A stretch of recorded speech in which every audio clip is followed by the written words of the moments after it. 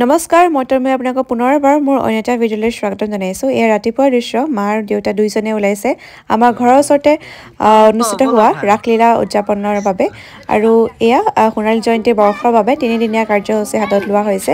কেইবাখনো তোৰণ লগোৱা হৈছিলে। এয়া প্ৰথমখন তোৰণ আপোনালোকক দেখাবলৈ চেষ্টা কৰিছোঁ। এনেদৰে প্ৰথমখন তোৰণখন সজোৱা হৈছিলে। তাৰ দ্বিতীয়খন তোৰণ আপোনালোকক দেখাইছোঁ।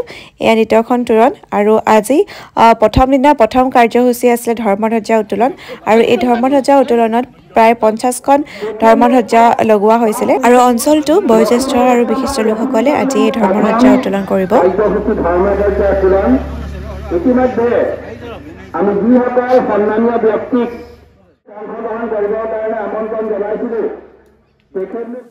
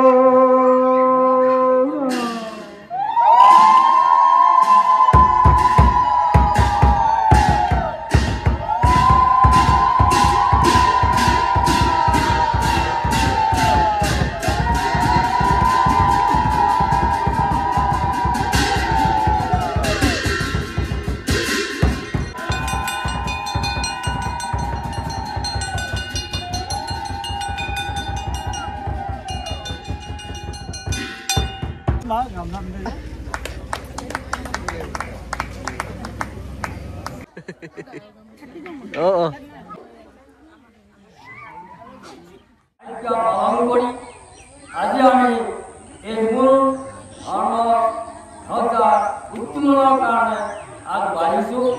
গতিকে আমি আপোনালোকৰ সকলোৰে সহায় সহযোগ কামনা কৰিম। ধন্যবাদ।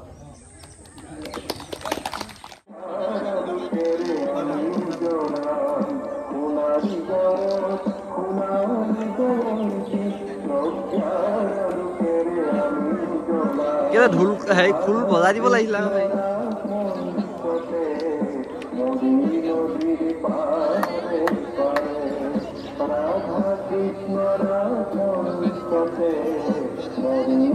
জয়ধ্বনিটো বোলো দি থাকিব লাগিছিলে, বন্ধহে কৰিলো।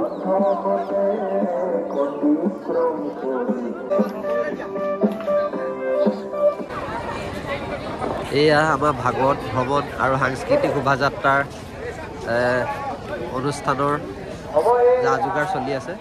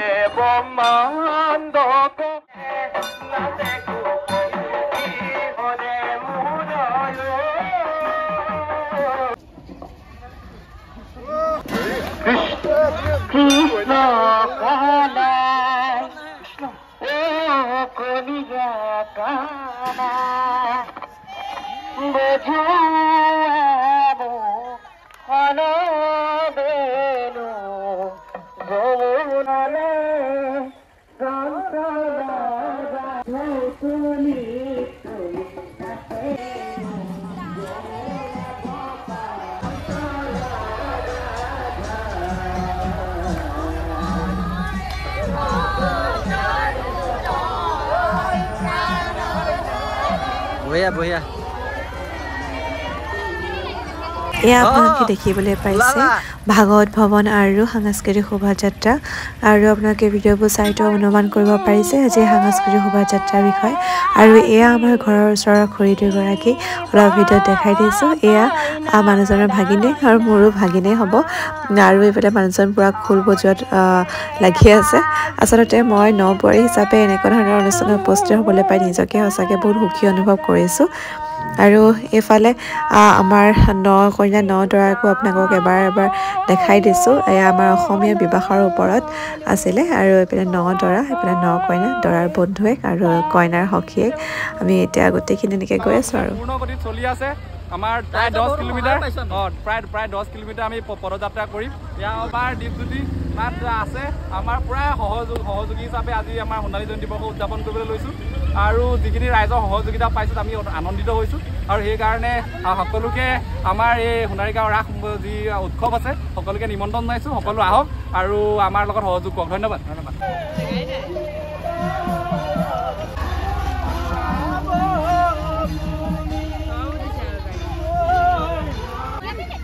মই আগতে কৈ আছিলো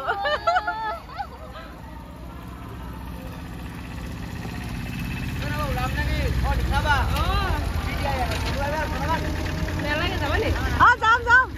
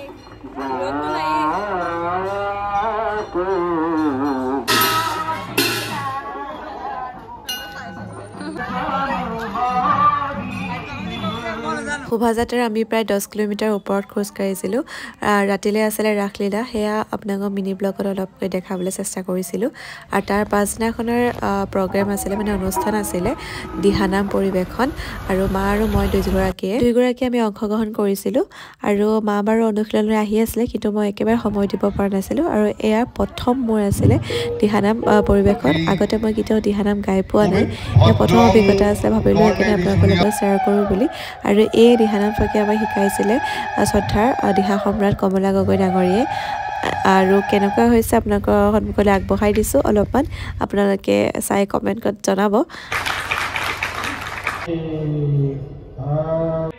এই ৰাস মন্দিৰৰ প্ৰাংগণত এই নাম দুভাগে পৰিৱেশন কৰোঁতে যদি অজানিতে আমাৰ কিবা ভুল ত্ৰুটি হৈ যায় সকলোৱে ক্ষমা কৰে যেন